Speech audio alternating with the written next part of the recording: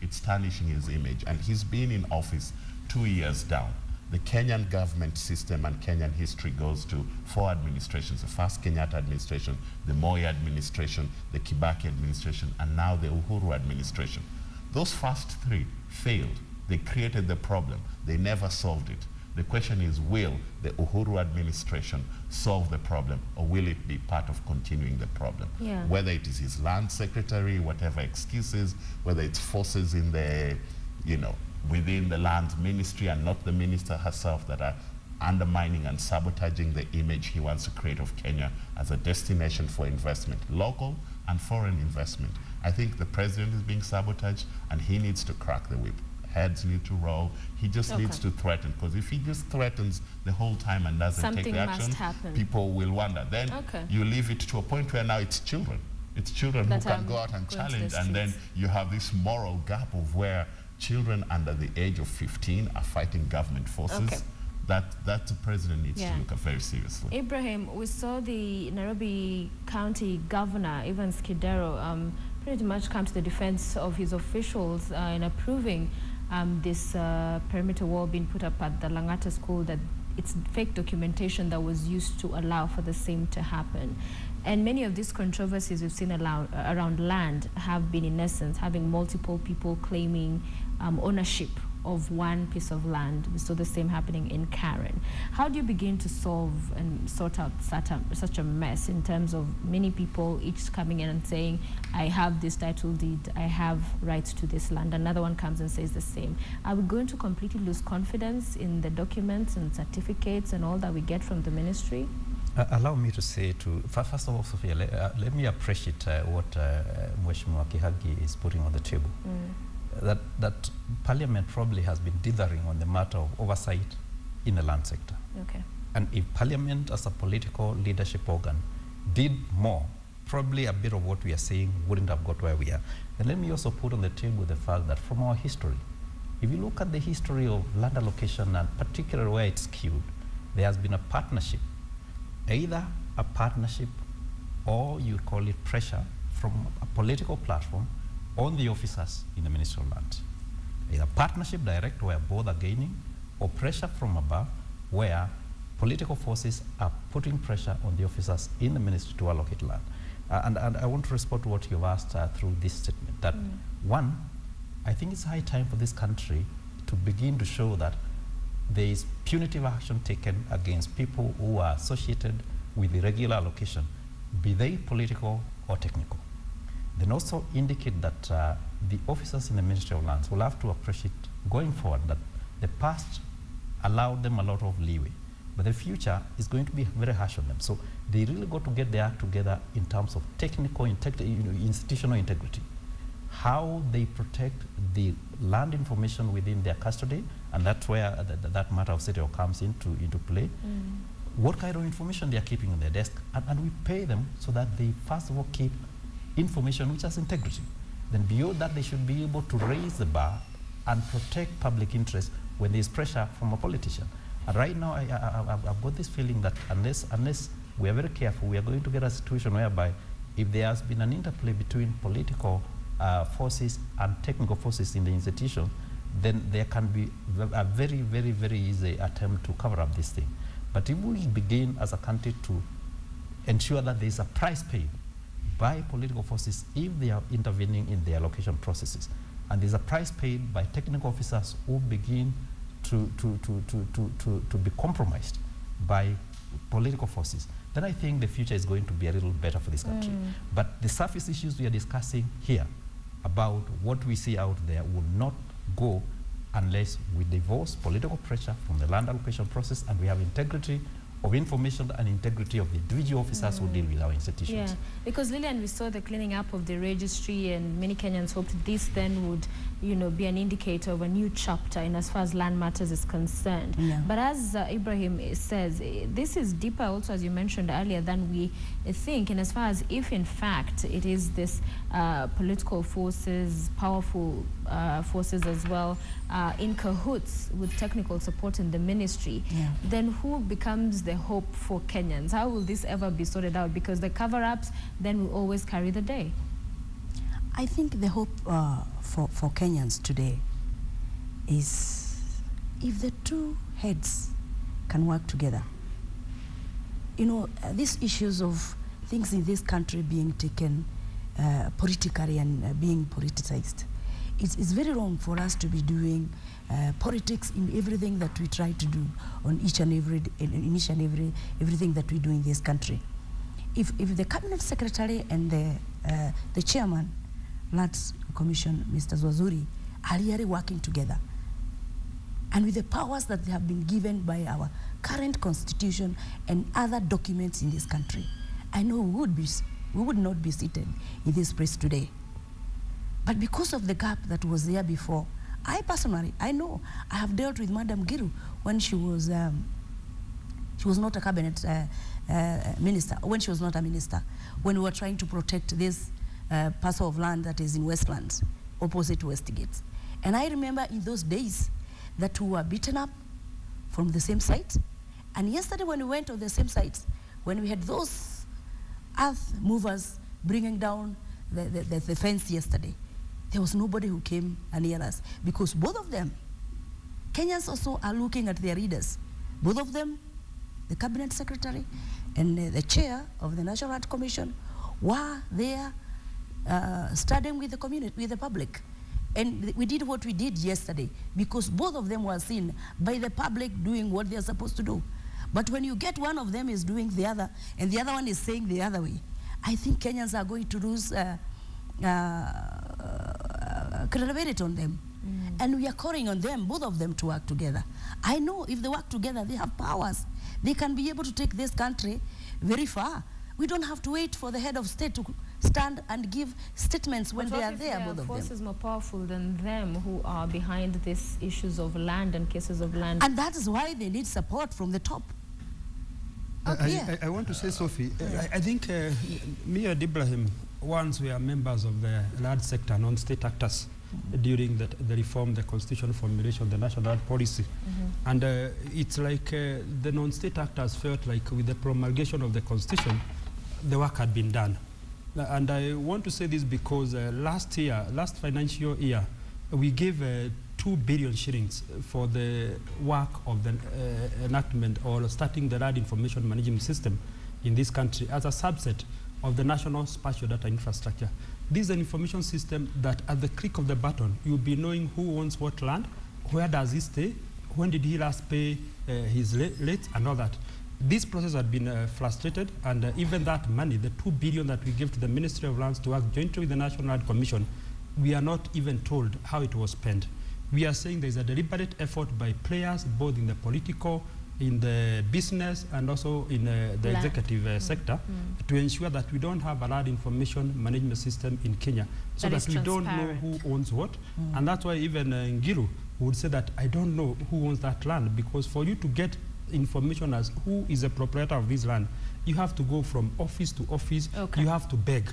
So land information management system is a key issue in solving some of the problems we are having. The private sector, the non-state actors, the NGOs, the civil society also have to know that they have a role to ensure that we move forward, because as this is saying, some of these forces are very powerful. Yeah. All right, we'll continue with this discussion. Let's take some of these calls coming through. One is Wilson. Wilson, good morning. Morning. Thank you for watching and for calling in this morning. What are your thoughts on the discussion? Yeah. Yes, we're listening. Hello. Yes, can I continue? Yes, please go ahead. Yes, I've seen this Langata, the land which was grabbed in Langata Primary School.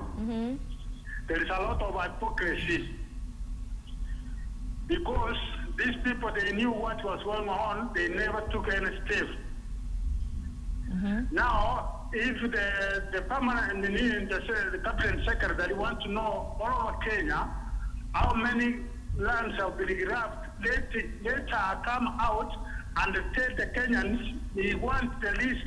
He will be told a lot of lands which have been grabbed all over Kenya, so that he can work upon it. Okay. So a lot of land, you say, has been grabbed around the country. Thank you, sir, for your thoughts this morning. All right, we also have on the line Betty. Betty, good morning. Good morning, madam. How are you? I'm great. Thanks for calling. What are your thoughts? Yes, I'm happy that KTN is airing this morning. It is one channel that has really come up to really point out the issues of this country from a very realistic point. I want to say this. The CS and the chairman of Land Commission cannot name the person. As Gilu says, I know Gilu as a very outgoing person. Gilu would name the person at a twinkle of an eye. But there's something that is holding her. And she should know that her job is at stake if she does not name the grabber of the Langata land. That is one.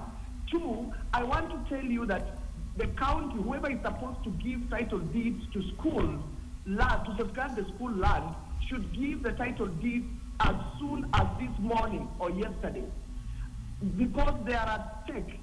And I want to also request to the president of this nation that for sanity to be restored on land issues, he should be able to give a guideline on when he calls the CS on like Gilu. Gilu is very good, but I know that he's held by a very small thing to name the grabber of this land. And I want to bring to your notice as a channel that land for schools has been grabbed. Ngara Girls is one, Riverside, where we have the Count Girls down. You can see the mosque being built. We gave the map, we gave everything, and we were assured that the land is for the school. Surprisingly, the chairman, everybody, all the leadership of the county came and said the land where the students were planting, were doing agriculture, was for the mosque.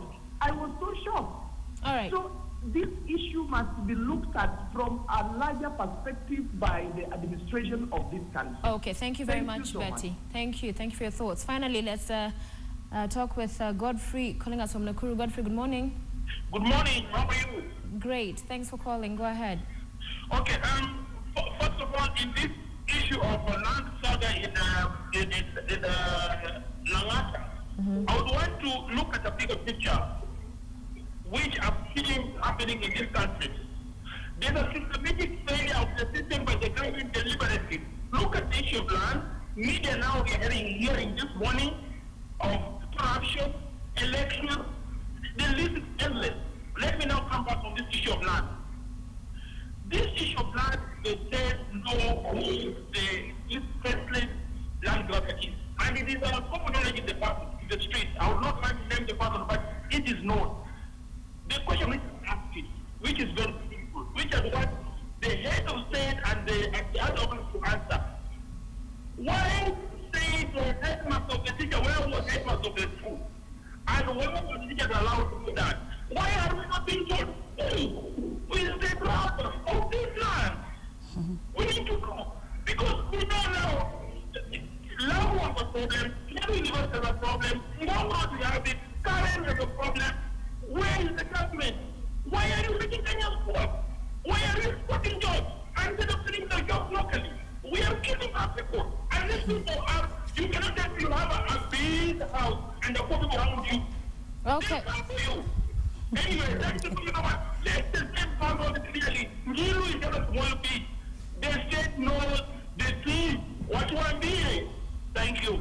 All right, Godfrey, clearly they're expressing your frustration, which is shared by many across the country. I mean, at the end of the day, when there's so many cases seemingly repeated, no lessons being learned, it gets frustrating, gets to a point, Member of Parliament, where everyone wonders, where is the government? I mean, we cannot talk about reforms and with same story, different cast, same script. Sophie, I had mentioned to you before, the first Kenyatta government failed, was part of the problem. The Moi government failed, the Kibaki government failed. Will the Uhuru government be the government that finally starts making changes, even in a small way? Let us start with the school properties, because to me, school land is sacred, the place where we educate our next generation, the people who will help us to achieve Vision 2030. That's very important. Will the Uhuru government make a commitment to to issue land title deeds to all schools in the next 30 days and claim that credit. It will be good for them politically, it will be good for their legacy forever, it will be good for our education sector. Where is the Cabinet Secretary for Education? The Permanent Secretary for Education spoke very well yesterday. I would love to hear that same message and commitment from the Cabinet Secretary for Education. So I think let us start even in a small way. Let us do a first step with schools. We saw the government, when it was serious and had the political will, went to Kwale, went to Kilifi, went to Lami and issued over 50,000 title deeds. There is about 9,000 to 10,000 schools in Kenya. The government, if it is serious, within 30 days can follow up and give all those schools allotment. Let us say, what first step have we taken? And have we shown the Uhuru government to be different from the first three governments? Are they starting to make a change? That I think, giving them a solution even in a small area. Let us find, can we start with the school and protect those and show that they're sacred and they're titled and they're properly protected for fast starters. Okay. Before we look at some of those messages also that are coming through, I want to come back to you, Kihagi, because Naivasha, which you alluded to earlier, a lot of issues have been seen there. There was a protest, some demonstration the other day against you. And your electorate there accusing you that prior to you being elected during the campaigns, you promised that they would get title deeds. And my question then becomes, are we seeing also yourselves, politicians, using land as a dangling carrot, to get all this political support, at the end of the day knowing that sometimes you cannot deliver, and if you deliver, then it means cutting corners here and there just to make sure you get a re-election? Yeah, I think you are right, and that there are quite a number of land issues in Naivasha, and I'm in thick of all of them, because I promised the people of Naivasha, I'm a surveyor, I'm a licensed surveyor, I'm a registered physical planner, licensed to practice in this country, and I told them that I know their problems on land, and we are going to solve them. I also know that I'm involved in quite a number of land grabbing issues. I think I have about 5 of them that I'm... that you've been accused? No, I'm pursuing. I'm pursuing the grabbers. Not that you have grabbed. Yeah, first of all, when I was elected, the grabbers, we have a culture in this country when you call someone thief, he also says thief, and you think now he's not the thief. What I did, Sophie, is as early as 2013, September, I told the National Land Commission that the land that was set aside for Naivasha Stadium had been grabbed. And I went there, I called the National Land Commission Vice Chair, I called the Governor of Nakuru, and together we used CDF money to fence off that land. Unfortunately, some people had grabbed that land, some people have built on that land, and we fenced it off. They took me to court, and even today the court case is still going on. You also know that I took the Parliamentary Land Committee there, and we opened a few land corridors that goes to the lake. That case is still in court. In fact, if you saw last Thursday but one, I spent the whole day with the CID in Naivasha recording statements, because the members of public, the fishermen, and all that went and burned the gate because some person or the proprietor went on 24th of December, the eve of Christmas, and got a court order to go and block the corridor. The 190 were not happy. They went and burned the gate, and for that I was accused of incitement. I spent the whole of the last Thursday but one with the CID in Naivasha recording that. You also know there's a Ngate land issue, which is very emotive, and for which even the president and the deputy president one day had to go there because of the forceful eviction that happened there. I have been pursuing that case vigorously until 6 times now the community has been refused to meet again. Yesterday, the district security committee met, and they said even now Ngate people cannot meet because their land has been sold to Kengen. 505 million cannot be accounted for. 3,000 acres of poor Wananchi has been grabbed. Can you tell you, those people have been coming to Harambee House. They've come there to protest twice. They've gone to State House to protest twice. They've been beaten away by the security forces. They are crying for justice. We've held innumerable meetings with them.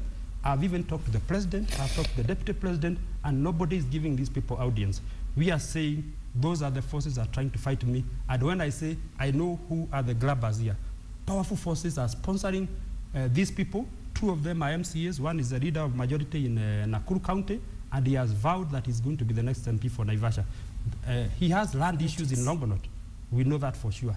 When he was councillor there, he has double allocations. One of the other MCAs, who is the chairman of implementation committee at the county, instead of coming and help me with solving the land issues in Naivasha, he has one of his plots is in the stadium, because he was also a councillor in the former municipal council of Naivasha. So you're saying you've been unable to deliver on your promise to give title deeds to people? No, I'm not saying that. I'm saying we are working on the issue of title deeds in Naivasha. In fact, I've given to the National Land Commission 1,200 letters of allotment for them to review and renew for my people, so that now title deeds can be processed. That process is still going on, because the people of Naivasha, some of us have said, we bought these titles, these lands as allotment letters. Now they've been sold to the third generation. So there's a process of verification. Who is the current? Should we give title in the initial allottee's name, or should we renew that? So the National Land Commission, and this we have evidence, is in the process of reviewing all those grants and seeing if letters of allotment have to be renewed, because Sophie, you know, a letter of allotment is valid for 30 days. After that, it expires. So when we are doing that, and you know we have collected 1,200 letters of allotment, these same councillors, former MCAs, former councillors, now have taken advantage of this, because they've been sponsored by those people, those land grabbers that I'm fighting. And they've been told, can you now grab and brand Kihagi as a land grabber? Well, you're making some very strong allegations, which unfortunately we do not have those you're accusing to give their side of the story. But the media, the same media also showed them, saying that I've grabbed land, I've been given money, and I was not called to defend myself. Well, I went there. I went to that meeting so that I could, those people who had allegations against me could speak, and I challenged them. Whoever has given money, can he speak? Well, this is what one of your area residents is saying, sir. Yes. Says, Honorable Kihagi and other leaders in Naivasha must dialogue and stop washing their dirty linen in social media and on television. Land issues in Naivasha are very rife. That's Isaac. Because at the end of the day, the unfortunate thing sometimes when you hear one story from one side, you believe it, you're like, yes, that's it. Then you hear the other side and get confused. So for them, and I think it's the thing to call for is dialogue, and make sure this somehow there's a resolution to it, because at the end of it all, we cannot keep having this leader saying this and the other. Don't you agree, Ibrahim? I totally agree. Yeah. Because that's... But again, Sophie, when people have political interest, when people have already started campaigning for political posts, it's very difficult to have dialogue. But didn't you use the same land to campaign? You also asked for the, for the votes based on land. So your opponents are also using the same trick or, strategy. What you are saying is these are leaders. Instead of a leader criticizing the other, a leader should go in the Nakuru County. Land subdivision and all that is a devolved function.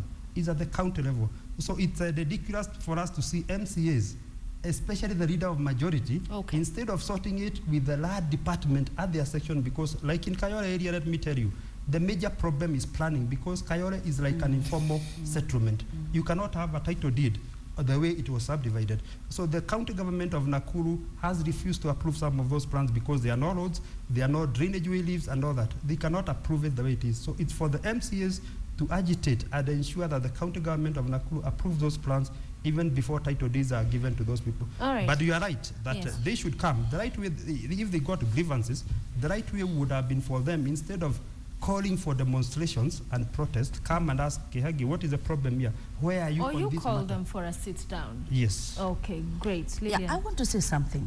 That when the commission came in, and when we supported the commission as the public, we thought that the commission and the ministry are going to work together and come up with a procedure that is going to protect all the public land in this country. Because, like for me, I'm not a member of parliament. I know you're a member of parliament, he is also a member of parliament, and they're supporting their own areas. But we thought that the two bodies are going to come up with a structure that is going to help the public into protecting, because I tell you, they will not be able to protect those lands. They will only protect those lands because they are currently sitting on those positions. Okay? And those others who are willing to come and sit on those positions, they will be doing the same. But we thought that when the two heads come together, they will give us a procedure. They will come up with a procedure which will be shared with the public, so that these properties or these lands can be left to the public to protect.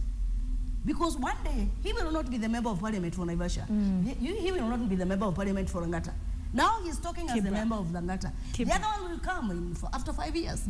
We wanted the public to be given the mandate to protect their land, because it is their land. As you come and let's... but what they have done now is the politics in this country has been put in place in a way that the sitting member of parliament, the sitting government, the sitting who is using the public property to do campaign.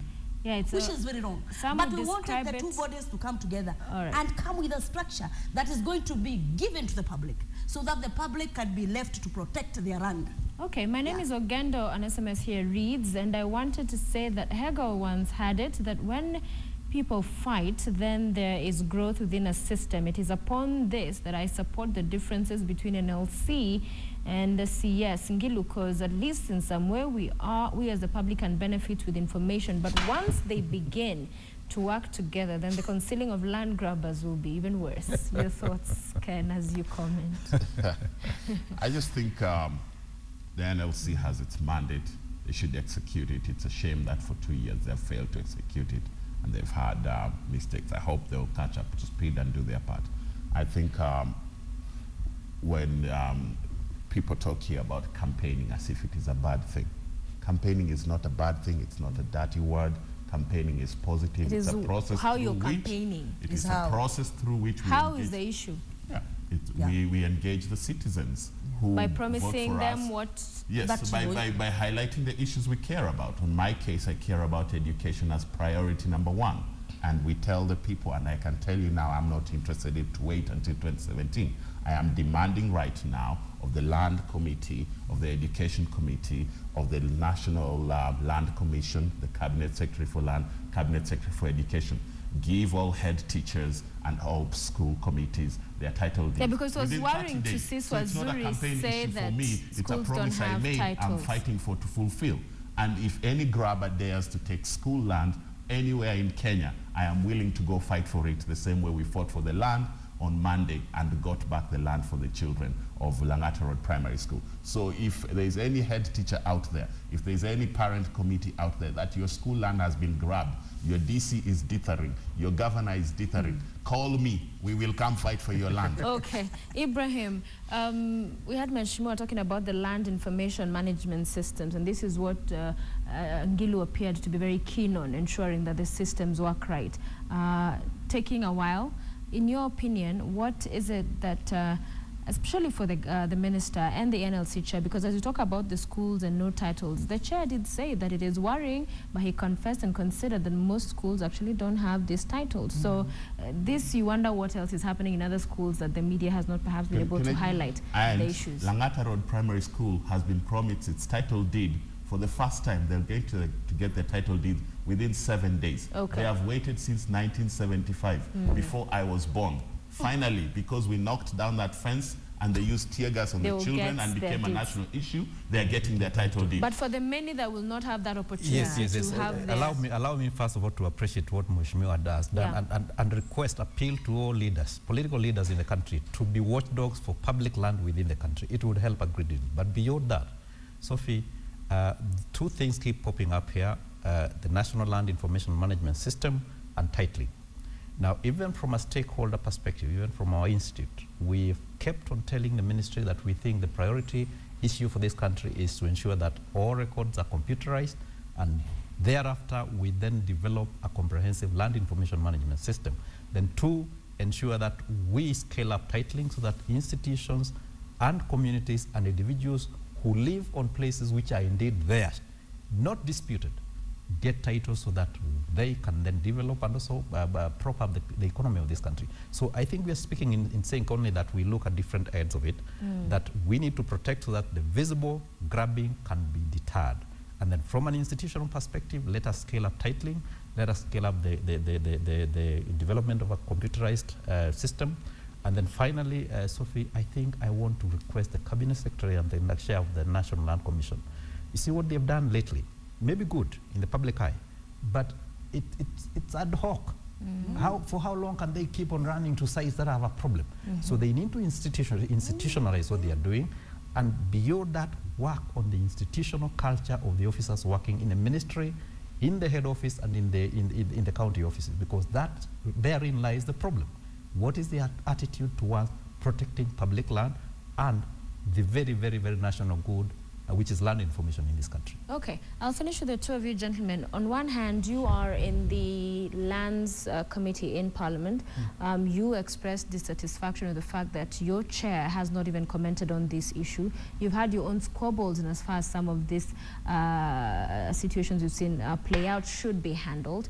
What then becomes your commitment, speaking to Kenyans who are watching this morning, and as far as a committee, people elected by Kenyans, is it you're going to do to play your role in that committee, in the National Assembly, to move this forward? Yeah, thank you, Sophie.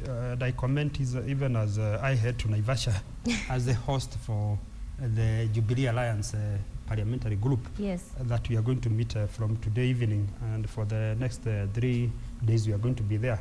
And one of the critical things we are going to look at is our leadership in Parliament. How are we going to manage that we are able to handle these emerging challenges, because we believe 2 years down the line, it's time for us to also reevaluate ourselves and what is hindering us in this. You've seen that now we are moving towards the Jubilee Alliance Party, so that the power plays that come into who should be chairman and must he come from a certain party within that committee, because you find when you try to do changes in the leadership of a parliamentary committee, you have to know that's a preserve of such a party. So if you are from this party, you cannot take leadership of that parliamentary committee. So Ken will tell you it can be very frustrating at times, because if you know Ken is the right person to chair a certain committee, like education, but because he comes from COD, he cannot be into it. We are going to look at these, all these, and say even they the got dialogue, Kaiseri from COD to chair security. even the dialogue we are talking about between maybe COD and Jubilee, are these some of the issues? Because at some point it ceases to matter whether you are COD or whether you are Jubilee. On matters of education, are you suggesting you think there's a land expert in the other wing that would be good to bring into government? Yeah, of just course. To clarify. Of course, we've seen us taking Major Kaiseri from ODM. Well, for Kaiseri, some have argued his politics at heart were Jubilee. It's just that on paper. Not necessarily. You'll be surprised with Ken. Actually, the first problem we solved as the Lands Committee, and Ken will tell you here, is the problem of land in Kibra. He brought that issue to us as a Land Committee, and we at Madam Gilu, through Madam Gilu, were able to solve his problem. So we are saying, when it comes to parliamentary committee issues now, we are saying we don't work like Jubilee or COD. And Ken will tell you here, he has never been isolated because he's a member of COD. The people of Kibra constituency are served just like the people of Naivasha, in spite of their member being a COD member. So we are saying as Parliament, we are going to evaluate ourselves and see where we need to refocus, even as we do changes in the parliamentary committees. But what I can assure Kenyans is that we are very vibrant and we are very concerned. No, you're not yet vibrant. Maybe you're concerned, but we're not seeing the vibrance. It's only that this thing also happened when Parliament was in recess. Because, you know, we are still in recess and we are not in Nairobi. Most of our members are scattered. That's an excuse. Are scattered all over. You should not even be saying that right now on national TV. I'm talking for a fact, because they also... Yes, you are on recess, but that should not make everything run to a halt. The country still runs. The issues are still there. Surely they can be... You can talk about... Remember, I started by saying that first, I'm not convinced that we've handled it the best way. But I'm saying we are going to... When we come back, going forward, we are going to be more vibrant. And we are going to ensure that we take this matter of land head on. And if it means making changes in the Parliamentary Lands Committee, we are going to do that. And we know we are going to get the support of the President, the Deputy, and the entire government.